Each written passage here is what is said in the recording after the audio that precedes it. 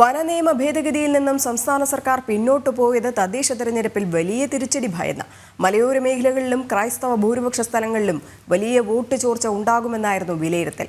ഭേദഗതിയുമായി മുന്നോട്ടു പോയാൽ മുന്നണി വിടേണ്ടി വരുമെന്ന കേരള കോൺഗ്രസ് നിലപാടും സർക്കാർ തീരുമാനത്തിന് കാരണമായിട്ടുണ്ട്. ശക്തമായ സാഹചര്യത്തിലാണ് വനനിയമ ഭേദഗതി പൂർണ്ണമായും ഉപേക്ഷിച്ചതായി പ്രഖ്യാപിച്ച് മുഖ്യമന്ത്രി വാർത്താ സമ്മേളനം വിളിച്ചത്. ഭേദഗതിയെ കൂടുതൽ പ്രതിരോധിച്ചാൽ സർക്കാരിന്റെ നിലപാടിനെക്കുറിച്ചും ചർച്ചകൾ വർദ്ധിക്കും.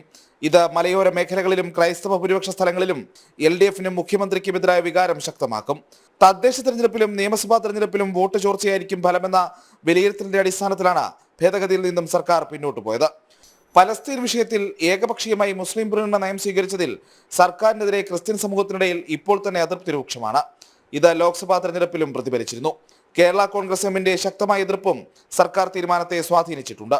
CPMന്റെ പലസ്തീൻ നിലപാടിൽ ഏറ്റവും വലിയ തിരിച്ചടിയേറ്റത് മാണി ഗ്രൂപ്പിനാണ്. സർക്കാർ വിരുദ്ധ വികാരം കേരള കോൺഗ്രസിന്റെ ശക്തി കേന്ദ്രങ്ങളിൽ പോലും വോട്ട് ചോർച്ചയ്ക്ക് കാരണമായിരുന്നു. വനനിയമ ഭേദഗതി പിൻവലിച്ചില്ലെങ്കിൽ സ്ഥിതി കൂടുതൽ പരിതാപകരമാകുമെന്ന് ജോസ് കെ മാണി നേരിട്ട് മുഖ്യമന്ത്രിയെ അറിയിക്കുകയും ചെയ്തു. മുന്നണി വിടേണ്ടി വരുമെന്ന് പാർട്ടിയിലെ ഭൂരിപക്ഷം നേതാക്കളും നിലപാട് സ്വീകരിച്ച സാഹചര്യവും ഉണ്ടായി. ക്ഷേമ പെൻഷൻ വിതരണ പ്രശ്നം മുതൽ ഭരണപരാജയം വരെ തദ്ദേശ തിരഞ്ഞെടുപ്പിൽ ചർച്ചയാകും. ഇതിനൊപ്പം മലയോര ക്രൈസ്തവ സമൂഹം ഒറ്റക്കെട്ടായി എതിർക്കുന്നതും കേരള കോൺഗ്രസ് മുന്നണി വിടുന്നതുമായ സാഹചര്യം കൂടി വേണ്ടെന്നതാണ് സർക്കാർ തീരുമാനത്തിന് കാരണം. ജനം, തിരുവനന്തപുരം.